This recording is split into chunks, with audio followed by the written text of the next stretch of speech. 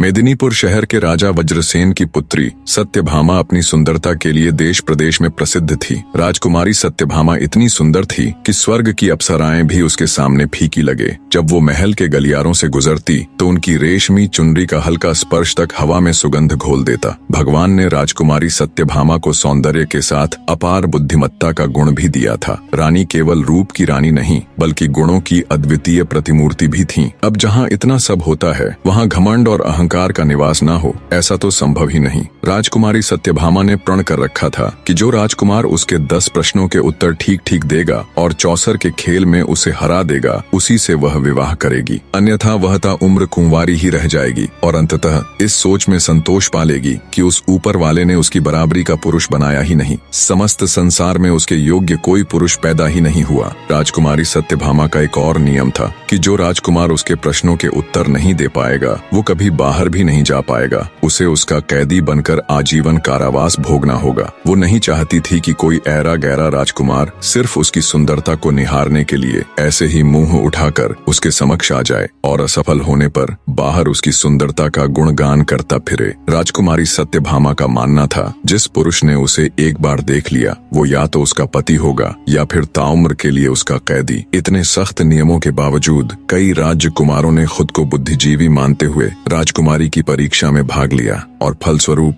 वे सभी उसके कैदी बनकर रह गए। पर फिर एक दिन ऐसा हुआ जो आज तक नहीं हुआ था। एक राजकुमार किसी तरह उसके कैद खाने से निकलकर भागने में सफल हो गया। वह जंगल में इधर उधर भटकने लगा और भटकते हुए बुदबुदाने लगा, हे मालिक, या तो मुझको उठा ले या राजकुमारी सत्यभामा के दर्शन करा दे। नहीं चाहिए मुझे ऐसी जिंदगी जिसमें वो न हो। राजकुमारी के विरह में वो व्याकुल होकर मारा मारा फिर रहा था। एक दिन वह चंद्रावती नामक नगर के बाहर जा पहुंचा। उसी समय राजा वीरसेन भी शिकार खेलता हुआ उधर आ निकला। राजकुमार उस समय भी वहीं बातें बुदबुदाते हुए विलाप सा कर रहा था। उसके विरह भरे शब्द सुनकर राजा वीरसेन उसके पास आया और उसकी दुर्दशा देखकर पूछने लगा, तुम पर ऐसी क्या विपत्ति आ पड़ी है जो तुम इतने व्याकुल हो रहे हो? राजकुमार बोला, मुझसे मेरा हाल ना पूछो, मेरे प्राण निकलने वाले हैं। मुझे तो बस अब हर जगह वो नजर आती है। राजकुमार की बात सुनकर राजा ने जान लिया कि यह युवक किसी स्त्री का आशिक हो गया है। वह राजकुमार को धीरज बंधाकर बोला, मित्र, अपने हृदय की सारी व्यथा मुझसे कहो, मैं तुम्हारे मन की इच्छा पूरी करने की कोशिश करूंगा।